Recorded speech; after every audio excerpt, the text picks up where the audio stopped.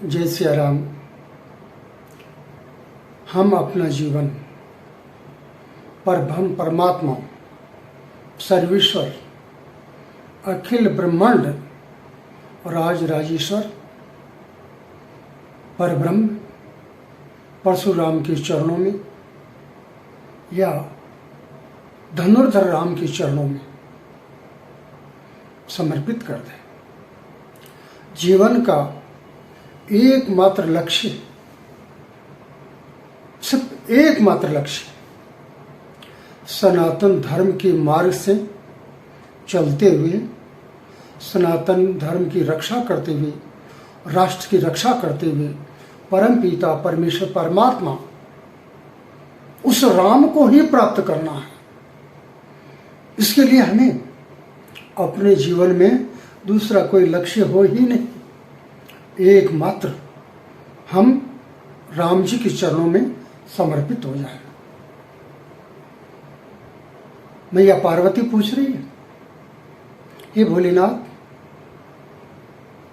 आप जब देखो तब, जहां देखो वहां राम राम राम राम राम राम राम राम करते रहते हैं और इसी नाम को जप करते करते आप समाधि में लीन हो जाते हैं।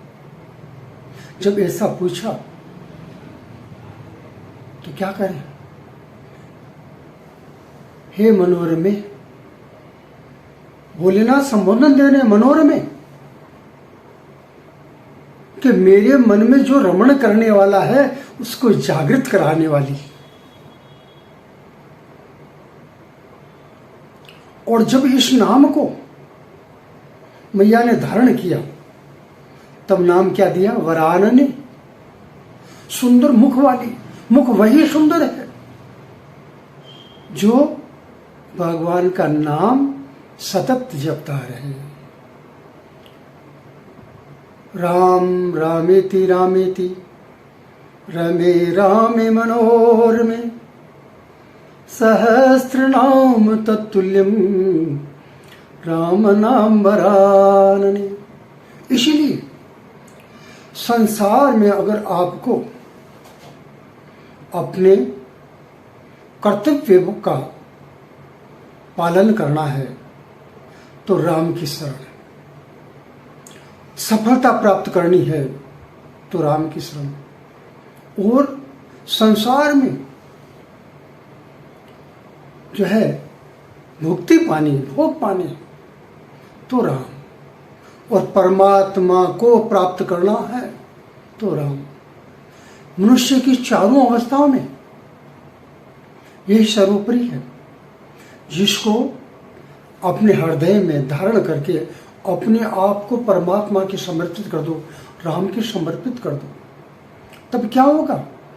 आपको वो परमात्मा समय समय पर जो शास्त्र अनुकूल, वेदों के अनुकूल, लोक के अनुकूल, कुल के अनुकूल, राष्ट्र के अनुकूल जो उचित होगा उसी की प्रेरणा वो आपको देगा।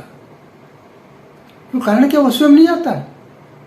बिनु पद चले सुने बिनु गाना।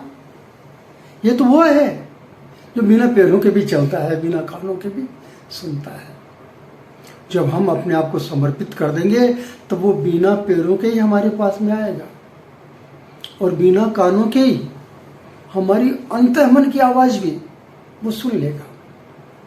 परम सुख है इस नाम में। बस करना क्या है? अपने आप को समर्पित कर दो। समर्पण भाव परमात्मा के चरणों में, और उस परमात्मा की जो श्वासों से उत्पन्न वेद है उन वेदों के अनुकूल धर्माचरण करने की, बस इतना ही तो करना है, जिससे प्रतिक्षण सुख की प्राप्ति होगी, अनेक वस्तुओं की प्राप्ति होगी। और इन सब के विरोध में दूसरी वस्तु खड़ी है। जैसे सुख है तो विरोध में दुख खड़ा है, अपना है तो विरोध में पराया खड़ा है, दिन है तो रात तैयार है, लाभ है तो हानि भी है, जन्म है तो मृत्यु भी है, परंतु जब इस नाम को आप जपोगे और अपने आप को परमात्मा के समर्पित रखोगे, तब क्या होगा? आनंद की प्राप्ति होगी। और ये आनंद, इसका विरोधी कुछ भी नहीं है, ये उत्तरोत्तर बढ़ता है। आनंद, फिर अति आनंद, अति आनंद, अति आनंद, अति आनंद, और फिर बस करना है क्या? परमानंद। कल्याण हो गया, कल्याण हो गया इस नाम से। क्या? बहुत गुप्त नाम है, फिर भी प्रकट है। गुप्त ऐसे है कि उस समर्पण भाव जब आप करोगे तब जाके आपको आनंद आएगा। इस नाम को जप करने में किसी भी प्रकार का कोई बंधन नहीं है और हर प्रकार से लाभ भी मिलने वाला है। और परम लाभ तो यही है कि हमें परमात्मा की सानिध्य मिल जाए, परमात्मा की सानिध्य मिल जाए। इसके लिए अपने आप को राम को समर्पित कर दो।